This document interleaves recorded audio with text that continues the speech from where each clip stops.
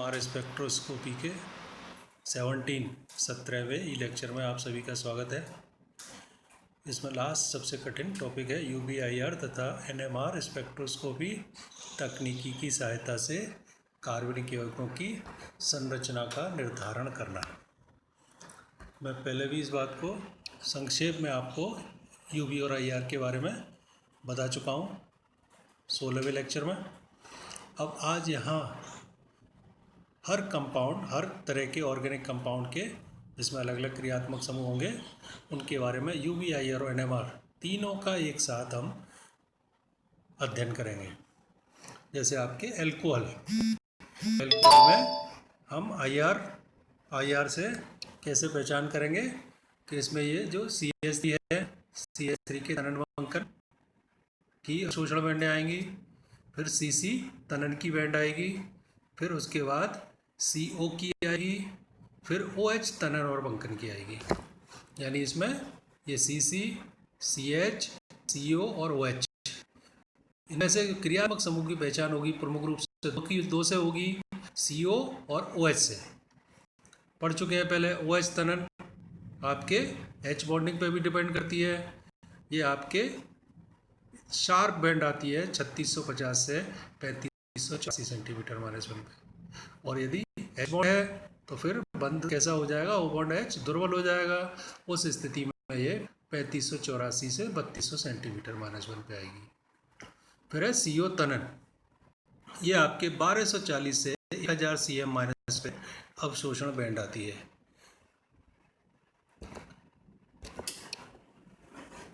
CC तनन की 1500 से 1600 सेंटीमीटर -1 पे। CH कंपन का मान आपके परमाणु के संकरण पर निर्भर करेगा, ये हम पहले भी बता चुके हैं। sp3 संकरित कार्बन है तो CH तनन का अवशोषण बैंड 2800 से 3000 पे आएगा। sp2 संकरित C बॉन्ड H है तो फिर ये S गुण बढ़ने से बंध प्रबल हो जाएगा, यानी अवशोषण बैंड थोड़ी ज़्यादा आएगी 3310 पे। और sp वाला है तो और भी ज़्यादा आएगी 3300 पे। इसके अलावा इनमें बैंडिंग बंकन भी होंगे, ये आपके 1430 से 1470। तो इस तरह से IR स्पेक्ट्रम में प्रमुख रूप से ये दो बैंडों के आधार पर, तीन बैंडों के आधार पर OH की तनन और बंकन, CO की तनन और आपके इससे हम पहचानेंगे।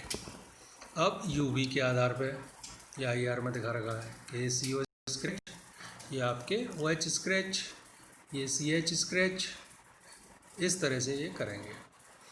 अब इसके बाद UV में क्या होगा, ऑक्सीजन पे अवंधी N अणुकक्षक होगा, यानी N2 सिग्मा स्टार ट्रांजिशन में होगा, जिसकी वजह से आपके ये अवशोषण बैंड मेथनॉल में 184 आती है, जिसकी एप्सिलॉन मैक्स 200 होती है। और फिनॉल में ये आपके 210 आती है, एप्सिलॉन मैक्स 6200 होती है। अब NMR स्पेक्ट्रम में हम एथेनॉल का खूब डिटेल में पढ़ चुके हैं। तो इस तरह से एल्कोहल वाले कंपाउंडों की पहचान IR, UV और NMR से हम कर लेंगे।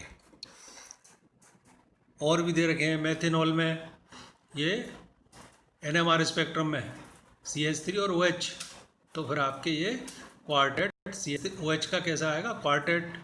एथेनॉल में निकटवर्ती CH2 होगा तो ट्रिपलेट। इस तरह से हम NMR स्पेक्ट्रम में ये आपके जैसे दे रखा है ये स्पेक्ट्रम, तो ये OH के निकटवर्ती कार्बन एक भी नहीं है तो इसका सिंगलेट आएगा, ये सिंगलेट यहाँ है और से 7.5 ppm के मध्य में। इन 9 CH3 के निकटवर्ती कार्बन पे एक भी नहीं है तो इन 9 का सिग्नल एक साथ आएगा, सिंगलेट के रूप में आएगा।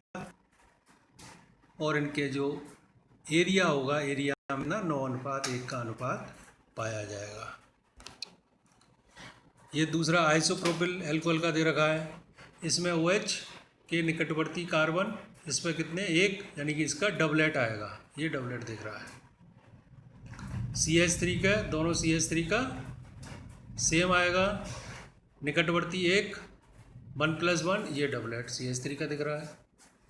अब इस CH का निकटवर्ती 3 और 3 6 और एक 7, यानी 7+1 ऑक्टेट आपके यहाँ दिख रहा है। तो इस तरह से हम इनकी पहचान कर लेते हैं। अब कार्बोनिल समूह युक्त यौगिक IR के आधार पर कैसे निकालेंगे कि जो CO वाला होता है इसका तनन 1870 से 1550 सेंटीमीटर माइनस के बीच में होता है। एल्डिहाइडों में ये 1740 से 1720, कीटोन में 1725 से 1705, कार्बोक्सिलिक अम्ल डायमर में पाया जाता है, यदि मोनोमर है तो लगभग 1760, एस्टर में 1750 से 1735, अम्ल हैलाइडों में 1815 से 1785, एमाइडों में 1895 से 1650। इस तरह से CO की अवशोषण बैंड आएंगी, जैसे इन्होंने एल्डिहाइड में बना रखा है। प्रोपेनल में ये आपके C डबल बॉन्ड होगी 1720 सेंटीमीटर -1 पे। इसके बाद CH तनन, ये CH तनन से अधिकांश एल्डिहाइडों में 2830 से 2695 CM- के क्षेत्र में पर्याप्त स्ट्रॉन्ग बैंड 2 अवशोषण बैंड आती है। कीटोनों में C डबल बॉन्ड O की अवशोषण बैंड 1725 से 1705 CM-1 पे आती है। ये तनन बंकन आपके एलिफेटिक डाइएल्डिहाइड में, इसकी वजह से ये इन कंपनों के कारण पर्याप्त तीव्रता की अवशोषण बैंड 1300 से लेके 1100 सेंटीमीटर -1 के क्षेत्र में आती है, जैसे बेंजल्डिहाइड का दिखा रखा है, ये एसीटोन का दिखा रखा है। ये तनन और बंकन वाली दिखा रखी हैं। अब आपके ये फॉर्मल्डिहाइड में 310 पे है, ये यूवी स्पेक्ट्रम में क्या होगा, इनमें ये पाईबंद भी है ऑक्सीजन पे, जो 5 तरह के अणु कक्षक होंगे। तो आपके इसमें π2 π* और N2 π* ये अवशोषण बैंड प्रमुख होंगी। तो N2 π* की फॉर्मल्डिहाइड में 310 पे, एसीटल्डिहाइड में 290 पे, प्रोपियोनल्डिहाइड में 292 पे, एसीटोन पे 279 पे, एथिल मेथिल कीटोन में 279 पे, हेक्सामेथिल एसीटोन में 295 पे। अब यदि एकाकी इलेक्ट्रॉन युग्म जुड़ गया ऐसे एसिड, तो फिर ये अवशोषण बैंड 205 पे, एसिटिल क्लोराइड में 235 पे, एसिटिक एनाइड में 225 पे, एथिल एसीटेट में 207 पे, एसीटेमाइड में 220 पे आएगी। ये इनके अब NMR स्पेक्ट्रम की बात कर रही है कि आपके आइसोब्यूटाइल्डिहाइड में इन 6 का निकटवर्ती एक डबलेट के रूप में आएगा।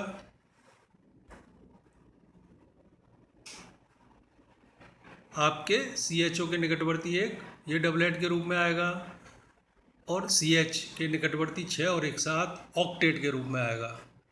इसमें बात करें एस्टर में ये तो सॉरी ये एसीटोन का दे रखा है। एसीटोन में 3 और 3 6 कार्बन पे बीच में नहीं है, तो सिंगलेट 6 का एक ही सिग्नल आएगा NMR स्पेक्ट्रम में।